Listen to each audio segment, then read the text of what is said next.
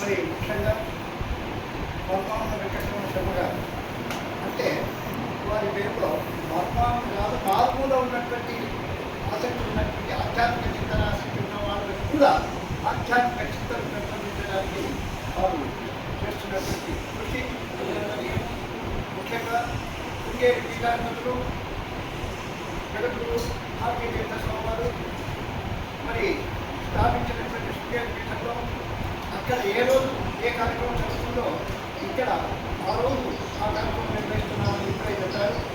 మరి వారితో చాలా సన్నిహితమైనటువంటి పరిచయాలు ఉన్న ఈరోజు ఈ విధంగా ఈ కార్యక్రమానికి రావడం నా అదృష్టంగా భావిస్తూ మరి ఇన్ని కార్యక్రమాలు మనం అంతా కూడా నెరవేరుస్తున్నాం, చాలా సంతోషం.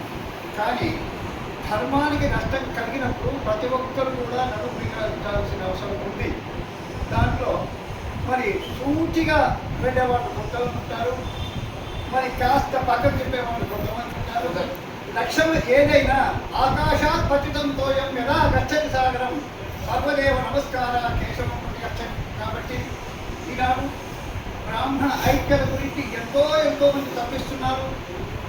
అయినా ఇంకా కొంతమంది మేము వేరు అని వేడుకుంటూ పెట్టుకుంటున్నటువంటి సమయంలో బ్రాహ్మణ ప్రముఖులైనటువంటి వాళ్ళందరూ కూడా నడుము బిగించి ఏకతాటిపైకి తీసుకొని రావాలి అనేటువంటి సదుద్దేశం కలగడము అభినందనీయం.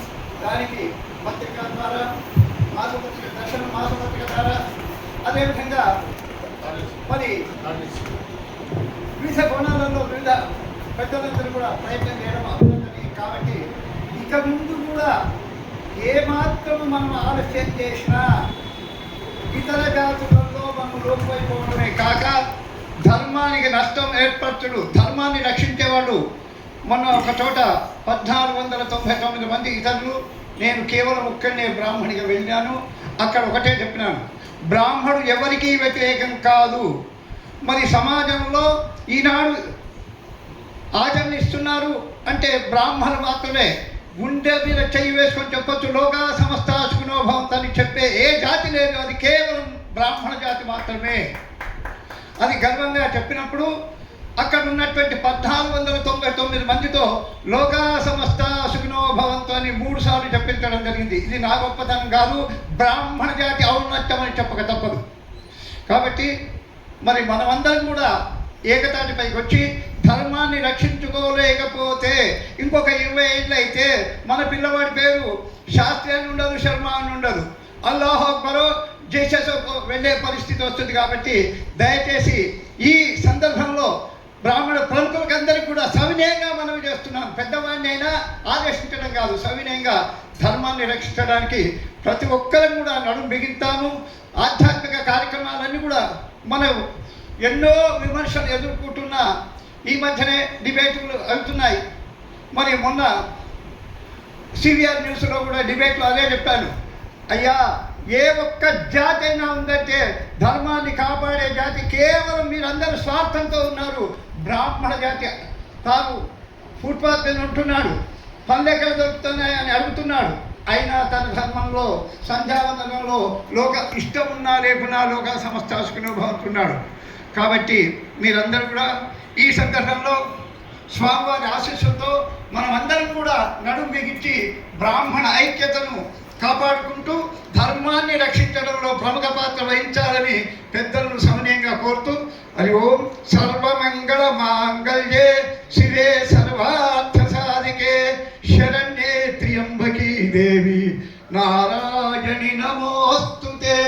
లోకా సమస్త సుఖినో భవంతు, లోకా సమస్త సుఖినో భవంతు.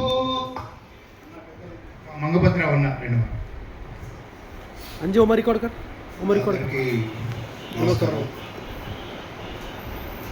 జగద్గురువులు ఆదిశంకరుల జయంతి సందర్భంగా సనాతన ధర్మ పరిరక్షణే ఊపిరిగా అదే శ్వాసతో నడుస్తున్న దర్శనం మాసపత్రిక అధినేత వనమామల వెంకటరమణ శర్మ గారు, కుటుంబము, వారి పరివారం అంతా కూడా ఇవాళ ఇక్కడ శంకర జయంతి ఉత్సవాలు సశాస్త్రీయంగా సభక్తికంగా అద్భుతమైనటువంటి రీతిలో ఉదయం నుంచి నిర్వహిస్తున్నటువంటి సంగతి మనందరికీ తెలుసు.